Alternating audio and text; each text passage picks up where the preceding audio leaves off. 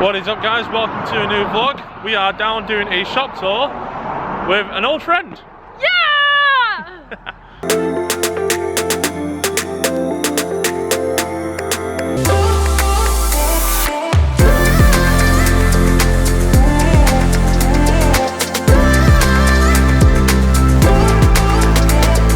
We are at King's Performance with Natalie, who we've not seen since 2019. Black Friday. Yeah, Black Friday 2019. So I actually popped down last week for a little bit, but that was off camera. So today we're going to have a tour around the shop and stuff, introduce you to the crew. So let's get going. So this being a busy working shop, obviously just come down to try and get in with the guys today. Thankfully though, they have brought this thing down. So this is a 1200 brake horsepower TTRS. So more on that later. We've currently got a R32 GTR on the dyno, and they've got a couple of cars in the workshop now, so I'm going to wait for Willy to come through, shout him, and then he'll give you a tour, well, us a tour through the shop. This is Willy, the owner of King's Performance. Yes, sir. King's Performance shop on Instagram, Poopy Racing. Check us out. We also have a YouTube channel. We got Kai here all the way from the UK. So we're going to show you around a bit, show you what you Yeah, sure. So the first one we come into is a nice GTR that's just gone on the ramp. Yep, it just got on the lift. That is a black edition, original owner. Makes around 1,000 horsepower. I think it has 6,436 original miles, which I believe the owners are absolutely crazy because the car is still brand new. But you know, to each its own. So that's that. We have another GTR on the dyno right now, which we'll show you here in a bit. RB26, R32, pretty neat build as well. I mean, kind of a couple things that we do here, just something light, like we like to say. Yeah. Really not sure where to start. We have an LS car here, LS 240 with a Rocket Money kit. Yeah, I mean, in the US, an LS in a 240 is probably the common thing in drifting. It is. It's reliable. It's convenient. Replacement parts are very easy to get. So if you're at the track and you know bust an alternator or starter, you hit up your local parts store. You know, any starter from X year to X year will fit the car. So it's just very convenient and very, I guess, maintenance easy because they make torque, they make power. I have an RX-7 with an LS and it's lasted me forever. So. Yeah, I mean, take the convenience and everything what you guys get with the LSs and just completely eliminate that when it comes to us guys out in the UK and Europe, because these aren't readily available out there. Yeah, over here they're very easily available. The cool thing about it is like you can throw a turbocharger on one of them, single turbo, and literally, I mean, my car makes on 8 PSI, we make 800 horsepower. You know, like it doesn't get any better than that when you have the right parts. Like this car is barely on 6 PSI and it makes close to 700. And yeah. This is his first drift car. So just to give you an idea, imagine the possibilities you get with having such easy access stuff with low maintenance, like I said, simplified tuning, simplified parts. Everything on this car is off the shelf. There's literally nothing that was custom besides a couple things like in the fabrication. Other than that, the LS on S chassis or Z's or almost 90% of drift cars has become a very easily obtainable thing to do. Yeah, and I mean, you're saying first time drift car, this here is a full-blown Rocket Bunny S13 to us, 240 SX, and I mean, you know, big fuel cell, like you can get all the goodies underneath. Dual brake caliper setup, full suspension, angle kit. I mean, like this is like the new norm nowadays. It's like you want to get into drifting and you want to get a drift car, you get something like this, and it's like, oh, it's normal. It's, you know. Yeah. Whatever. That's it. Like, you know, for us over the other side of the Atlantic, first time drift cars probably a 325, 328. Weld the diff, chop the springs, put a hydro in. There you go. Yeah. Go. Same thing. When I started drifting about 10 years ago, because I've been doing motorsports for about 14 years. So a little bit of drag racing, road racing, drifting, time attack, a little bit of everything. When I first started driving, I mean, it was me and my cousin in a A7ii RX-7 with an open diff in the rain. Like, yeah. That's as far as that so got. you were getting all of the one tire fires or the occasional spin of the two. So here's for the Evo lovers out there. Yep. So lovely Evo sat here. This is one of the many Evos that we do. This is a 2.3 stroker 4G63. Well, technically 4G64 if you want to, or 4G6, yeah, one of those things. But it's a fully built car. Has Shep Trans upgrade rated 1,000. We expecting to make around 900 with this car. This customer, he wanted everything as a full street car. So that means AC, power steering, everything as the car originally came out of the factory, but with 900 horsepower. And that, again, is the new norm nowadays here in Florida. Yeah, I mean, 900 brake horsepower, but you still want to take it down and get your groceries. Exactly. Like, I can turn this car on right now, turn the AC on, turn the radio on, turn the heater on, everything. We're actually finishing some things on burping the water system right before I finish dyno tuning it. And she's ready for delivery. I mean, I love working on Evos. They're very straightforward. We do have a lot of experience with the Evos. Just take time. Yeah, and I mean, going off the exterior, like, you just go, oh, it's just, you know, it's an Evo off the shelf. Nothing major special. Nothing very special. But then, obviously, underneath the hood is a whole different story. But talking about something special, I see it there in the back.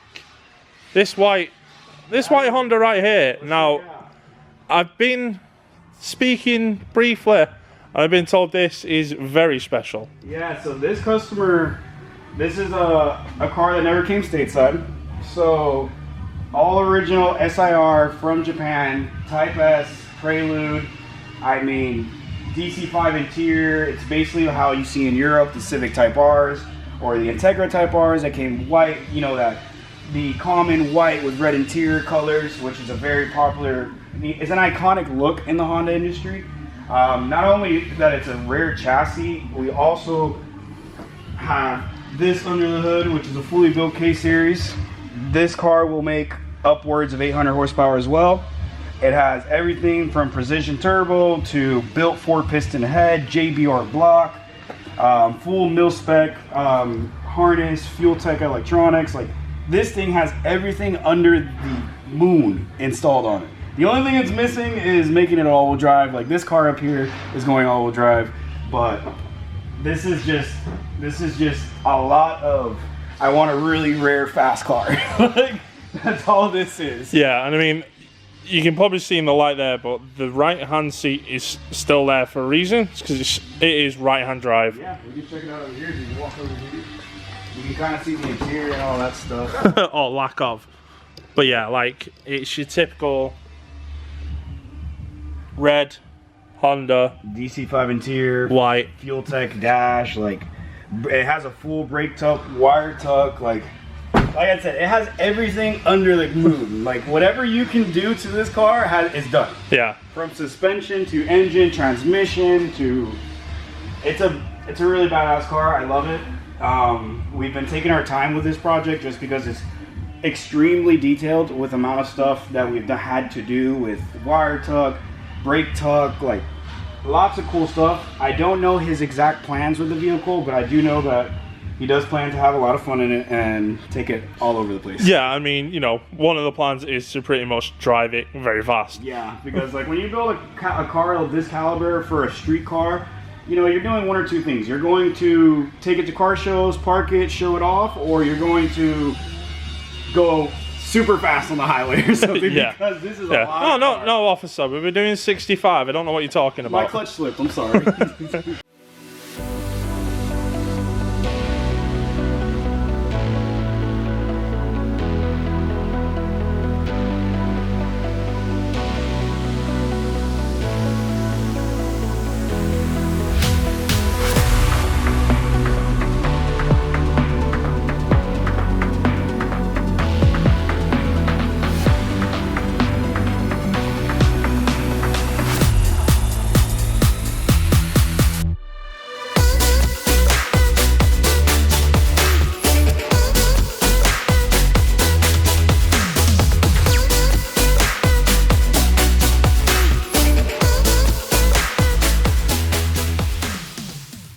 Yeah, so then we break onto a black Honda on the lift. Yep, this is original 2000 SI, which is another very rare, iconic body style for these cars. So, Fast and Furious, the black with the green. Yeah, yeah.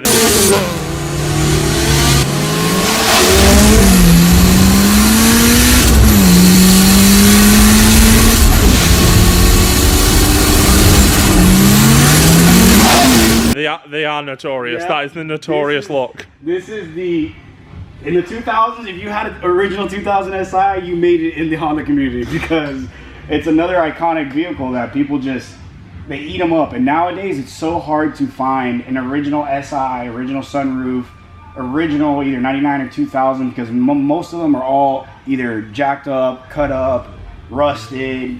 You know, it's hard. And this car is immaculate. Like, yeah, I mean, you can see it here on the lift. It's just like, yes, some stuff has been worked on, but then you can see where, you know, the original bodywork is there. Yeah, that's and I mean, zero rust. It has T37s. We have a fully built motor for it. We have the all-wheel drive stuff that we have to install on it. We have a whole lot of stuff for this car. He wants to make 800, 900. I feel like all the cars that we have here are 800 horsepower. Yeah, I mean, I'm probably going to title this the 900 brake horsepower street car shop. Yep, like everything here, like 700 is like the new norm. So like everything that comes through here when they get built, and what we do, we normally do one of our engine packages, which is our KP800.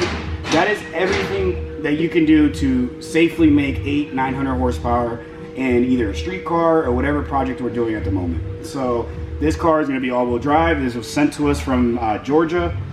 He wants to keep everything original. He wants to, you know, send it to the moon with his original super mint car. So that's the goal, and that's what we're doing. We're waiting on the block to be finalized. We got it back from machine shop, so that's a full sleeve block, O-ring deck, the whole nine. It's built for 1,000 plus, but we're only going to make around 750, 800. Yeah. He wants to take his kids out to get groceries in it. Yeah. Natalie, back on camera now, who we introduced before. Now, we've got some little goodies right here. One of them being what you can see wrapped up in all this cling film. Another one is this lovely blue, yes, blue, Silver. roll cage. So, Natalie, explain what you're doing with these. Yeah, so these are going in my JayZ FRS. We have a beautiful Titan roll bar made by Katie. And then we have this beautiful JayZ that Willy's gonna explain because it is above my pay grade. So, where do I start? So it's got a fully built stage 5. It's like it's one of our packages that we call rated R. That includes CNC valve job, CNC porting, Brian Crowder cams, valve springs, retainers, everything from the top to the bottom has been completed on this. It's also dressed up with some Rad Dan Industries, Dan Briquette, Rad Industries billet accessories. So upper water housing, alternator bracket, Powerhouse Racing cam sprocket and billet.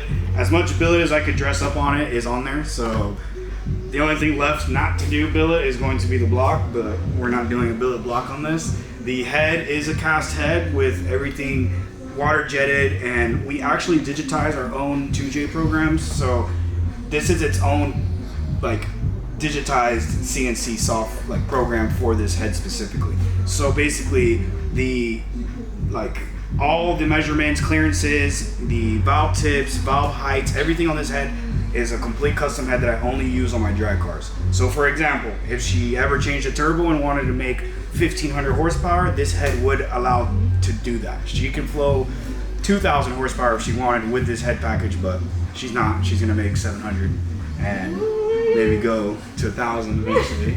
See how that. We are doing T56, maybe 8.8 rear end on it. Haltech ECU. It's an orange car. It's outside. I'm sure we'll get some shots of it. Yeah, I mean, again, this is another street car going to another 700 brake horsepower. No, it was supposed to be 400, and he got carried away, and now I'm gonna be 7. This is another one of my JayZ blocks. This is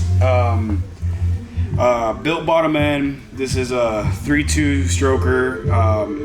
Billet mains, basically oversized crankshaft for more RPM. These are lateral gas port pistons, so they have, this is a custom piston made by Manley for us. It's using boost line rods from Manley as well. This is a block that will hold 1,400 on E85 on a good day. Also will be paired with one of our stage 5 heads. This is also going in a street car. Why people want all this crazy stuff, I couldn't tell you, but it's good stuff. The cool thing about these pistons is that they're lateral gas ported, so it takes about 8 weeks to make that piston, but that piston, I'm telling you, I have tested them all the way up to 1600 horsepower, and they work phenomenal. As long as you run the same oil and clean fuel, you make all the power in the world. Another 1,000 horsepower is normal. Yeah. So speaking of dailies and an engine going in, that's one of 2 dailies you currently possess, and I believe you have another FRS. I do. I sadly wanted to go a nice simple 5.3 setup on that. It's supposed to be my seat time car. Willy's giving me a built K series turbo. It was supposed to be stock, but unfortunately Yeah. my finger slipped on the keyboard, and now it's a piston and rod K24 stock crank. Has a fully built drag cartel head with enduro cams. That engine package I've already made like 850 on. We're not going to do that on her first drift car, but we will probably make around 500-600, which will be More than enough. It'll be more than enough, and than it won't be. It'll be really safe on that K series, because those cars, once you go to a forged rotator, you can make all the power honestly on a K series. They're great. I love K series. Walking through the shop now, I'm going to go out to the dyno. It's where the R32 is currently sat. So just nipping into the shop to put the other camera back. And then we're going to have a walk out to check out the dyno, and then we'll go out into the yard and check everything out there. We've just come through to the dyno room here. That's where this R32 is in at the moment.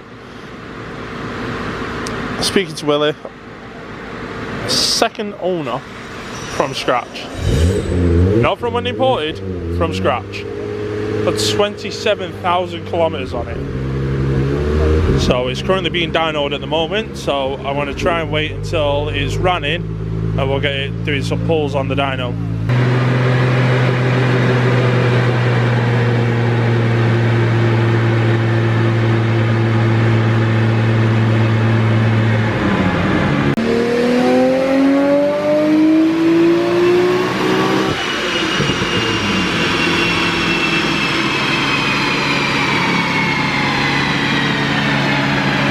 When we talk obviously about Nat's FRS, again there is 2. So this one here, the red one, is going to be the one that's getting the K swap. That's just going to be the drift one. I believe she's got a colour in mind what she's going for, but yeah, it's not staying red. This one here is actually an auto shell. Having a look through the window, see the auto box, but yeah, you alright? So yeah, that's just a donor shell. That is going to be the K swap, and then we cut round to the hot lava. Now the hot lava one is the current street daily? Yeah, street daily. Now this, obviously, as you can tell, sporting a bit of a cooler exhaust. All upgraded brakes, bucket seats. And funnily, Nat said she'd actually would have borrowed me this to drive around whilst I was here in America. However, looking at the seats, I don't think I would have fit. But yeah, as I say, the seats, not exactly me friendly. If we just open it up here. Now, Sparko Martini, really nice seats, really cool little interior. But yeah, I don't think I would have been able to move in that, because that's not on rails either, that is fixed. So yeah, I'm 6'2", I think Nat's probably 5'4" at best. Yeah, that's not gonna happen. Even the passenger side, like, but yeah, even the passenger side, I think I probably would have struggled. But that's not only Nat's daily driver. Over in the lot over there is a, again, near enough hot lava BMW. So as those that do know that I daily drive, it's locked in that camera, know that I daily drive a BMW, so I would have stole the BMW, because I'm pretty sure, having a look, yeah, definitely a 5 Series. But yeah, I'd have stole that rather than me trying to fit in that there. But yeah, I have the keys, but I can't drive it because I won't fit. As I brushed on in whilst I was walking through before, we've got this TTRS here.